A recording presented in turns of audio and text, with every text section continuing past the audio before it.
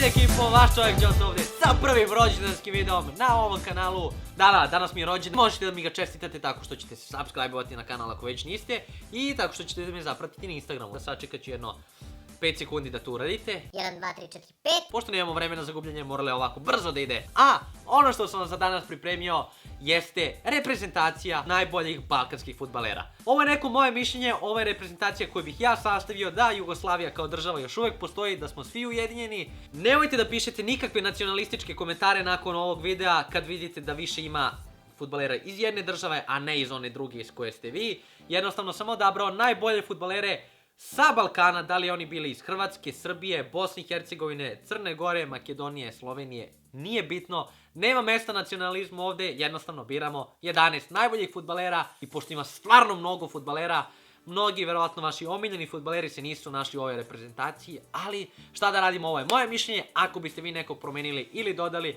to napišite dole u komentarima. Numero 1, Jan Oblak, verovatno najskuplji golman kog će Balkan imati, pa narednih mnogo godina. Golman Atletico Madrida s razlogom se našao na golu balkanske reprezentacije. Na levom beku imat ćemo jednog srpskog reprezentativca, a to je Aleksandar Kolarov. Ako ste ga gledali duži niz godina u Premier ligi ili ga gledate sada u italijanskoj ligi gdje igra za Romu, onda znate zbog čega se našao u ovoj reprezentaciji. Kao prvog štopera odabrao sam Stefana Savića, fudbalera Atletico Madrida i crnogorskog reprezentativca u ovoj situaciji, balkanskog reprezentativca, koji isto kao i golman vredi stvarno mnogo para i to ne samo zato što je iz Crne Gore, već zato što igra stvarno dobro. Kao drugog štopera koji će igrati u paru sa Stefanom Savićem, odabrao sam jednog hrvatskog reprezentativca koji već duži niz godina igra u Premier ligi u Liverpoolu, a to je Dejan Lovren. Desi se da nekad kiksne, ali zna da skoči, zna da odbrani i zna da da gol u nekim situacijama. Po desnoj strani neko za koga se možda nećete složiti jer je malo stariji, ali definitivno mnogo iskusniji od svih ostalih fudbalera, hrvatski reprezentativac, fudbaler Šahtjora, Dario Srna. Sada dolazimo do najzanimljivijeg dela, a to je vezni red, koji čine i najskuplji igrači, a ujedno i najpoznatiji igrači ove reprezentacije. Neki od ovih fudbalera koji igraju napred nisu na svojoj prirodnoj poziciji, ali zbog igrača koji su tu, ja bih rasporedio to ovako. Kao prvi, zadnji ili defanzivni vezni, Nemanja Matić, fudbaler Manchester Uniteda. Sa njim u paru kao drugi, malo defanzivni vezni igrač je Luka Modrić. Čovjek bez koga ni hrvatska reprezentacija, a ni Real Madrid za koji igra ne bi izgledali tako kako izgledaju. Čovjek koga ne viđate toliko na terenu, ali bez koga ništa ne bi bilo isto. Evo i prvog reprezentativca Bosne i Hercegovine u ovoj balkanskoj reprezentaciji koju sastavljam, a to je Miralem Pjanić, fudbaler Juventusa i bosanske reprezentacije koji će igrati po levoj strani. Preko puta njega sa desne strane igraće najskuplji fudbaler ove reprezentacije, a to je fudbaler Barcelone i sada već znate o kome se radi.